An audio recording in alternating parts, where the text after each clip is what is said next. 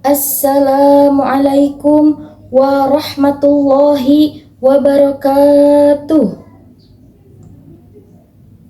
Alhamdulillahi rabbil alamin.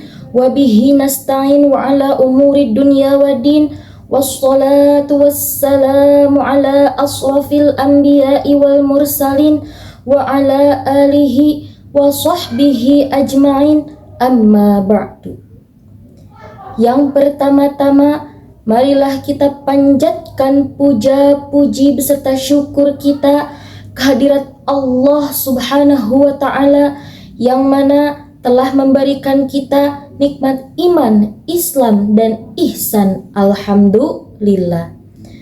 Sholawat beserta salam semoga tetap tercurah limpahkan kepada junjungan alam, yakni Habibana wa Nabiyana Kanjeng Nabi Muhammad Sallallahu Alaihi Wasallam, kepada keluarganya Nabi, kepada para sahabatnya Nabi, kepada para tabi'in tabi'atnya Nabi, dan kepada kita selaku umatnya Nabi, yang semoga diberikan syafaatul uzma di yaumil kiamah nanti. Amin ya Allah ya Rabbal Alamin.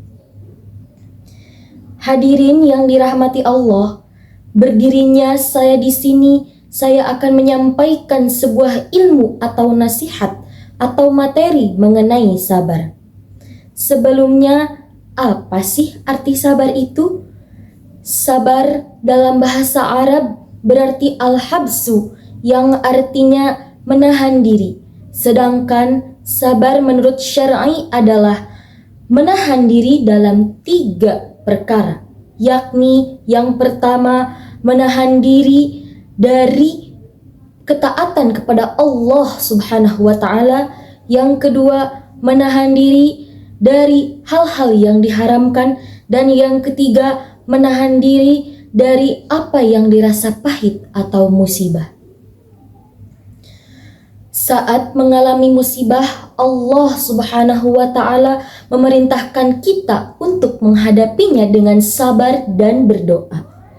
Dalam surat Al-Baqarah ayat 153, Allah Subhanahu wa Ta'ala berfirman, A'udzu billahi minasy syaithanir rajim. Bismillahirrahmanirrahim. Ya ayyuhalladzina amanu bis-sabri was-salah innallaha ma'as-sabirin. Yang artinya, wahai orang-orang yang beriman, jadikanlah sabar dan sholat sebagai penolongmu. Sesungguhnya Allah bersama orang-orang yang sabar.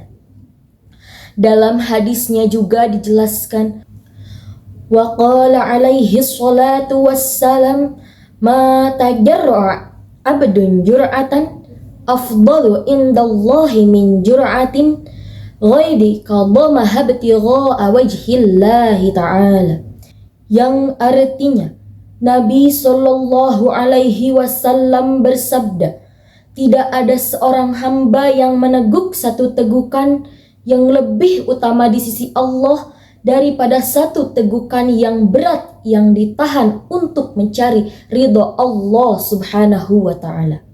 Hadis riwayat Ahmad dan At-Tabrani.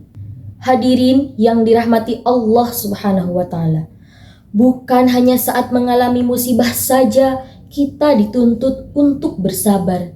Seperti pengertian sabar secara syar'i tadi, yaitu maka kita juga dituntut untuk bersabar dalam ketaatan kepada Allah Subhanahu wa Ta'ala dan hal-hal yang diharamkan. Kita harus bersabar dalam menjalankan ibadah kepada Allah Subhanahu wa Ta'ala dan menjauhi segala larangan-larangannya. Apabila kita bersabar, insya Allah kita akan diberikan pahala, kita akan diberikan derajat yang tinggi oleh Allah Subhanahu wa taala. Maka dari itu, teman-teman semua, kita harus bersabar dalam melakukan ibadah kepada Allah Subhanahu wa taala dan menjauhi segala larangannya. Hadirin yang dirahmati Allah, taat kepada Allah Subhanahu wa taala dan menjauhi segala larangannya itu tidak semudah membalikkan kedua telapak tangan. Maka daripada itu, kita harus banyak bersabar, kita harus banyak ikhlas dalam menjalankan perintah dari Allah Subhanahu wa taala. Karena taat kepada Allah Subhanahu wa taala itu berarti kita banyak menyumbangkan kelezatan dunia dan berlaku rasa prihatin, tidak untuk mengumbar hawa nafsu dan kesenangan duniawi. Hadirin yang dirahmati Allah Subhanahu wa taala. Lalu bagaimana cara kita untuk bisa bersabar sesuai dengan pengertian syar'i yang tadi? Nah, caranya yaitu kita dituntun untuk mengucapkan kalimah inna lillahi wa inna ilaihi raji'un.